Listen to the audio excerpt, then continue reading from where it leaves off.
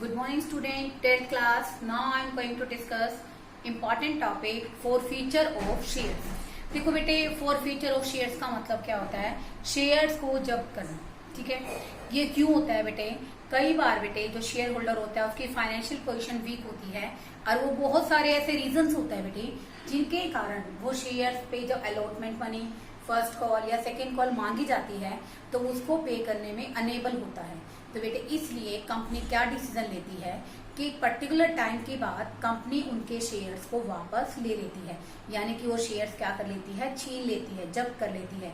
तो बेटे forfeiture of shares basically हम लोग यहाँ पर बेटे आज फर्स्ट टॉपिक ही करेंगे कि उन शेयर्स को फॉरफिट करना which are issued at par, यानी कि 100 रुपीज का शेयर हमने 100 में इशू किया है, उन्हीं शेयर्स को बेटे हम लोग क्या करेंगे, फॉरफिट करेंगे। तो बेटे एक बार मैं फॉरफीचर की एंट्री आपको बता रही हूँ। First time at the time of forfeiture of shares, at the time of forfeiture of shares, share capital account debit to share allotment to share first and final call. अलग अलग भी हो सकती है बच्चों, एक साथ भी हो सकती है। फर्स्ट एंड फाइनल कॉल को आप अलग अलग भी कर सकते हैं और एक साथ भी। To share allotment account, to share first and final call account, to share forfeiture account.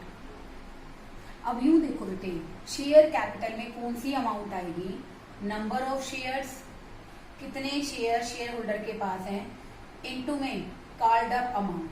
Called up कौन सी होती है बेटे, कॉल्ड अप मनी वो होती है जो कंपनी मांग लेती है, उसको क्या कहते हैं बेटे आप, कॉल्ड अप मनी, ठीक है बेटा।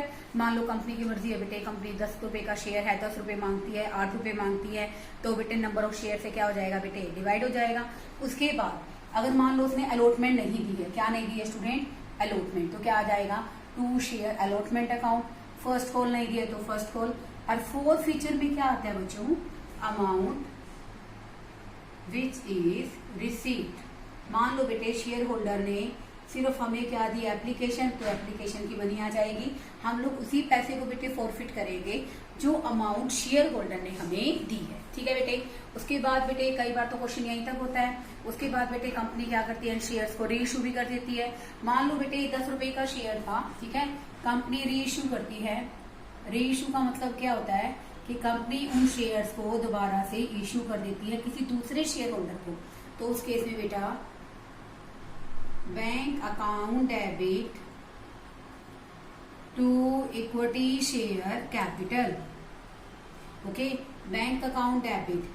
अब मान लो बेटे कंपनी ने शेयर जितने में इश्यू किया है, तो बेटे अगर कंपनी का पहले से, मान लो बेटे पहले शेयर 10 रुपए का था, अब कंपनी ने दोबारा शेयर को इश्यू किया है तो कंपनी ने 8 रुपए में किया है, ठीक है बच्चों। तो कंपनी का 2 रुपए का जो लॉस है कंपनी कहाँ से पूरा करेगी बेटे, इस शेयर फॉरफीचर से। कहाँ से बच्चों, इस शेयर फॉरफीचर से। ये हमने क्रेडिट किया है, ठीक है ना बेटे। तो बेटे यहाँ से इस प्रॉफिट से हम लोग इस फॉरफीचर के लॉस को नीचे क्या कर सकते हैं, कंप्लीट कर सकते हैं। तो इसके लिए क्या आ गया बच्चों, share forfeiture account debit to equity share capital. उसके बाद लास्ट एंट्री हम लोग करते हैं बेटे, share forfeiture account debit to capital reserve. देखो बेटे सबसे पहले मैं इसी पॉइंट को, इसी टॉपिक को दोबारा से इलेबोरेट करती हूँ ताकि आपको सही ढंग से समझ में आए। देखो बेटे शेयर जब फॉरफिट होते हैं तो क्या एंट्री करते हैं, शेयर कैपिटल अकाउंट डेबिट। अगर अलॉटमेंट नहीं आई है तो अलॉटमेंट लिखोगे बेटे, अगर अलॉटमेंट आ गई है तो आप अलॉटमेंट नहीं लिखोगे। First and final call to share forfeiture. Share capital में वो पैसा आता है बेटे नंबर ऑफ शेयर्स के साथ जो कंपनी ने मांग लिया है। दूसरा अलॉटमेंट में जो पैसा नहीं दिया है। Final first and final call पे जो पैसा नहीं दिया है। फॉरफीचर में बेटा वो पैसा आता है जो पैसा रिसीव कर लिया है। कंपनी शेयर को फॉरफिट करने के बाद बेटे कंपनी शेयर को क्या कर सकती है, री इशू भी कर सकती है। तो जब कंपनी शेयर्स को री इशू करेगी, करती है फॉरफिटेड शेयर को बेटे, तो हो सकता है कि कंपनी 90% तो बेटे कंपनी कम में करती है, 10 का शेयर 8 में कर दिया, 100 का शेयर है 80 रुपीज में कर दिया। तो बेटे क्या एंट्री करती है company? Bank account debit equity share capital. Okay, तो बेटे ये शेयर फॉरफीचर मैंने कब डेबिट किया है बेटे? जब कंपनी 10 रुपए का शेयर 8 में इशू करे, 7 में इशू करे, 100 रुपए का शेयर 80 रुपए में इशू करे। तो बेटे जो हमने ये पैसा उस कंपनी और उस शेयर होल्डर से जब्त किया था, ठीक है ना, जब्त करते हुए हमें ये पैसा मिला था जो कि उसने हमें दे दिया था, उस पैसे के उस प्रॉफिट से हम लोग इस लॉस को बेटे क्या कर लेंगे? कवर कर लेंगे। और बाकी पैसा जो बच जाएगा वो हम लोग कहाँ डाल देते हैं बेटा?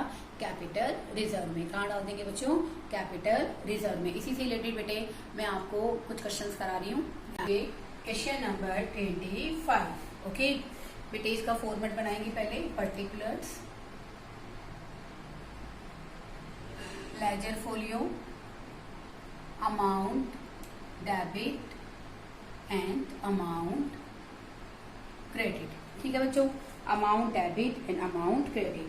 बेटा ये क्वेश्चन रीड करेंगे। देखो एक्स लिमिटेड ने बेटा कितने शेयर्स? 2 लाख शेयर्स हैं बेटा। एथोराइज्ड है, एथोराइज्ड मने वो कैपिटल है बेटे जिसको कंपनी अपने लाइफ टाइम तक इशू कर सकती है। इसके लिए बेटे कंपनी ने 3 लाख रुपए के क्या किए? एसेट खरीदिए। किससे? वाई लिमिटेड से। और बदले में उसको 3 लाख के शेयर दे दिए। तो बेटे क्या बन गया? Shares are issued consideration other than cash. Cash के बिना हमने शेयर्स किसी और चीज से यानी कि एसेट लेने के बदले में इशू किए हैं। तो इस केस में बेटे हम लोग क्या एंट्री करते हैं? हमारे पास क्वेश्चन में देखो बेटे क्या आई है? मशीनरी आई है। ठीक है बेटा, यहाँ पर पर्टिकुलर आपको एसेट गिवन है तो आप एसेट्स लिखोगे बेटा। Assets account debit to Y limited. तो बेटे हमने कितने की मशीन खरीदी है? एसेट खरीदी है बच्चों 3 लाख की। ओके, उसके बाद आप लिखोगे एसेट्स परचेज्ड फ्रॉम वाई। उसके बाद आप क्या एंट्री करोगे बेटे? वाई लिमिटेड डेबिट टू, उसके बदले में हमें उसे क्या दिए हैं बच्चों? Equity share capital. तो बेटा जी कैपिटल भी क्वेश्चन में कितने की आ जाएगी? हमारी 3 लाख की। उसके बाद देखो बेटे, उसके बाद हमने यहाँ पर कहा है कि 1,20,000 रुपए के शेयर इशू किए हैं। बेटे हम अमाउंट लिख लेते हैं यहाँ पर।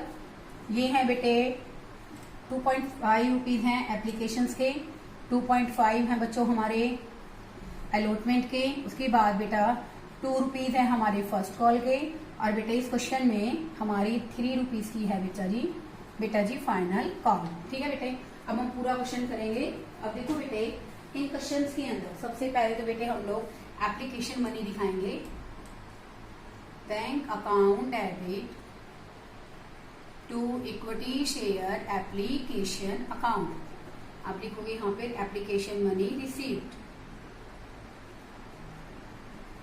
1,20,000 का है बेटे शेयर्स। 2.50 के हिसाब से बेटे आ जाएंगे हमारी अमाउंट 3 लाख। ओके, उसके बाद equity share application account debit to equity share capital. Okay, हमने पैसे कहाँ ट्रांसफर कर दिए बच्चों? शेयर कैपिटल में। उसके बाद बेटा हम लोग ड्यू करेंगे allotment. Equity share allotment account debit to equity share capital. Okay, ये भी कितने की है बच्चों? 2.5 रुपीज के हिसाब से है। ये भी आ गई बेटे हमारी 3 लाख की। उसके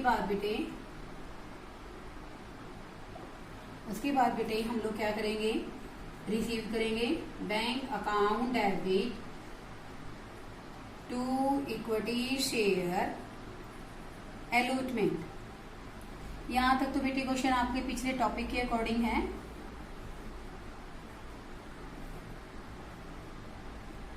उसके बाद बेटे हम लोग फर्स्ट कॉल ड्यू करेंगे equity share first call account debit to equity share capital. देखो बेटे 2 रुपए के हिसाब से हैं, 1,20,000 शेयर्स हैं तो ये आ जाएगी बच्चों हमारी 2,40,000। अब बात आती है बेटे रिसीविंग की कि हमें रिसीव कितना हुआ है। आप अपने बुक में देखिए बच्चों, डायरेक्टर ने allotment first call money director को मिल गई है बेटे इस क्वेश्चन के अंदर। तो बेटे इस क्वेश्चन में हमें दे रखा है how ever 3,58,800। Were received on final call. इसका मतलब बेटे हमें फाइनल कॉल पे अमाउंट कंप्लीट नहीं मिली है। ठीक है बेटा, तो फर्स्ट कॉल मिल गई है बेटे। इसकी रिसीविंग दिखा दूं पहले मैं। Bank account debit to equity share first call. ठीक है बेटा, कितने की है हमारी? 2 रुपए के हिसाब से 1,20,000 शेयर हैं, 2,40,000। उसके बाद बेटे आप लोग क्या ड्यू करोगे? Equity share final call account debit to equity share capital.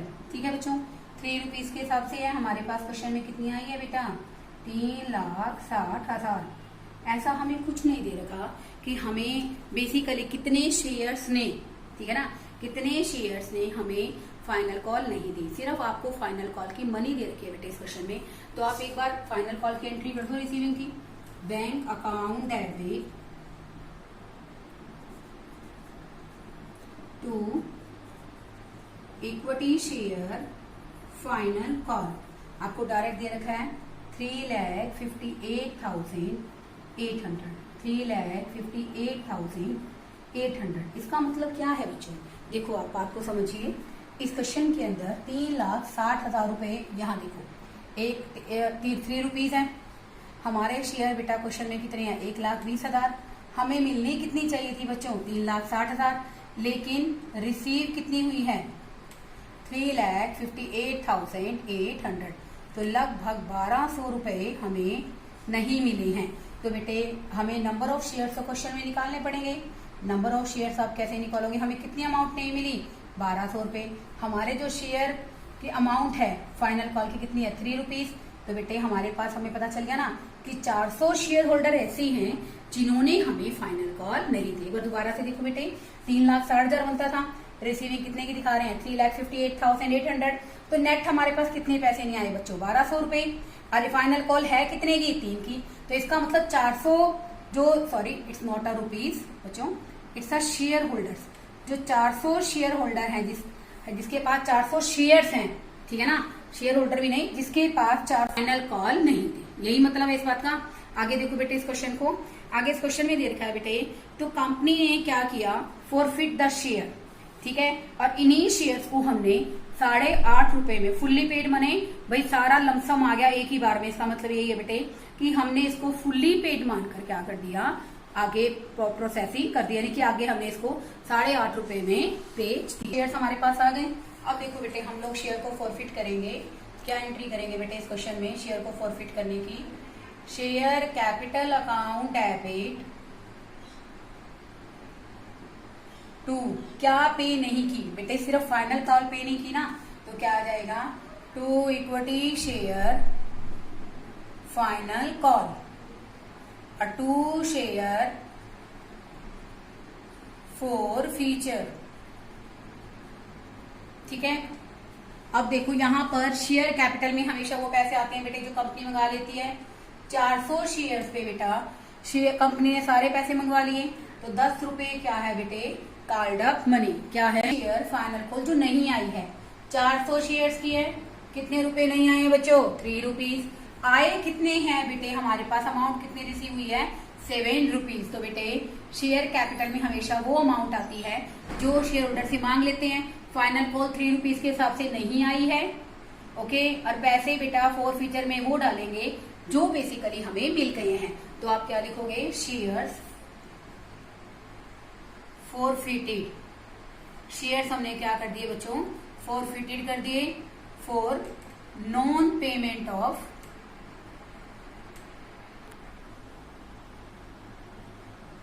Final call. Okay, आगे देखो बेटे इन्हीं शेयर्स को हमने से 8.5 यानी कि 8.5 रुपए में हमने शेयर्स को क्या किया बच्चों?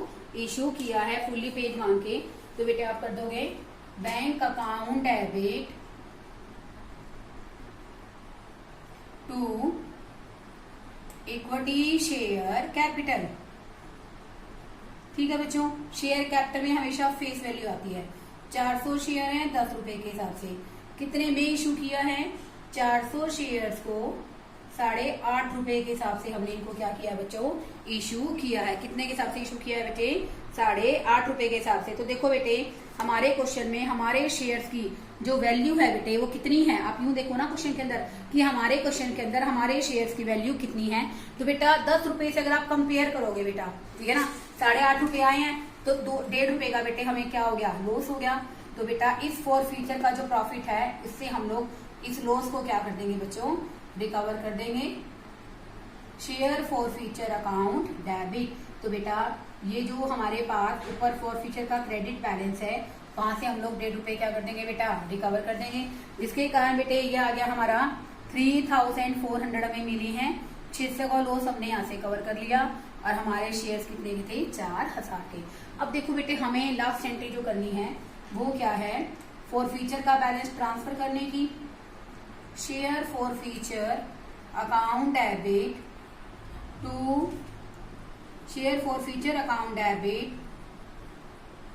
टू कैपिटल रिजर्व, कि हमने शेयर फॉर फ्यूचर का बैलेंस कहाँ ट्रांसफर कर दिया बच्चों, कैपिटल रिजर्व में। अब देखो बेटे यहाँ पर प्रॉफिट ऑन 400 शेयर्स, क्वेश्चन में कितना आया बच्चों, 2800, ₹2,800 का प्रॉफिट है बेटे, ठीक है। और इस प्रॉफिट से हमने लॉस कितने का कवर किया, लेस कर दो बेटे, लॉस ऑन रीइश्यू कितने का लॉस है बच्चों, ₹600 का। तो बेटे हम लोग फॉर फ्यूचर में कितना बैलेंस डालेंगे, ₹2200। यहाँ आ जाएगा बेटा हमारा 2200। एक बार दोबारा से देखिए बच्चों, प्रॉफिट कितना है, ₹2,800 और यहाँ पर बेटे लॉस कितना आया है, ₹600। तो नेट फॉर फ्यूचर का बैलेंस कैपिटल रिजर्व में कितने का जाएगा बेटे, क्वेश्चन के अंदर 2200 का। अब देखो बेटे इस क्वेश्चन में इसने क्या रखा, शो द, आपको इस क्वेश्चन के अंदर बेटे कैश बुक के साथ जर्नल मैंने आपको बता दिया है, आपको कैश बुक भी बनानी है और आपको मेनली आपको इस क्वेश्चन में बेटा बैलेंस शीट बनानी आनी चाहिए कि कौन सी बेसिकली जो पैसे नहीं आए हैं शेयर को कैसे फॉरफिट किया है। तो बेटे मैं आपको इस क्वेश्चन में बैंक अकाउंट और बैलेंस शीट दोनों ही सिखा देती हूँ। बैंक अकाउंट बनाएंगे स्टूडेंट हम लोग इस क्वेश्चन में। तो बेटे हमने इस क्वेश्चन में टू इक्विटी शेयर एप्लीकेशंस कितनी थी बच्चों, 3 लाख की। ऐसे ही बेटा टू इक्विटी शेयर अलॉटमेंट, ये भी बेटा ₹2.5 की थी, ये भी कितने की थी बेटा, 3 लाख की। उसके अलावा to equity share first call है बेटे हमारे क्वेश्चन में 2,40,000 की। उसके अलावा बेटे to equity share final call, आपने दिखाया था ना बच्चे, यहाँ पर देखो ध्यान से, रिसीविंग क्वेश्चन में कितने की है, 3,58,800। ठीक है बेटे, तो यहाँ पर आप इतना ही दिखाओगे, 3,58,800। उसके अलावा देखो बेटे यहाँ पर हमारे क्वेश्चन के अंदर अगर कहीं बैलेंस शीट में या उसमें बैंक अकाउंट वर्ड आता है तो आप इसको कैसे डील करोगे। तो देखो बेटे इसमें यहाँ पर आपने लिखा है ना बैंक अकाउंट डेबिट, यहाँ आया ना बेटे, ये एंट्री भी आ जाएगी। इसमें क्या आएगा, टू इक्विटी शेयर कैपिटल, और बेटा अमाउंट किसके सामने वाली आएगी, बैंक के सामने वाली। कौन सी आएगी बच्चों, बैंक के सामने वाली, क्योंकि बैंक अकाउंट आप बना रहे हैं तो आप बेसिकली बैंक के सामने वाली अमाउंट को क्या करोगे स्टूडेंट, रिफ्लेक्ट करोगे। तो बेटा बैंक के सामने कितनी अमाउंट है, 3,400। अब बेटे आप इसका टोटल करेंगे और यहाँ आ जाएगा बेटे हमारा closing balance by balance CD। यह आ गया बेटे हमारा 1 लाख, एक सेकेंड, इट्स नॉट 1 लाख, 339,200। ठीक है ना बेटे, कितना आ जाएगा, 12,02,200।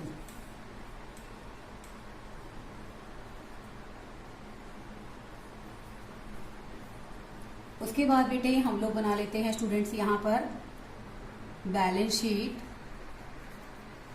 As on that date,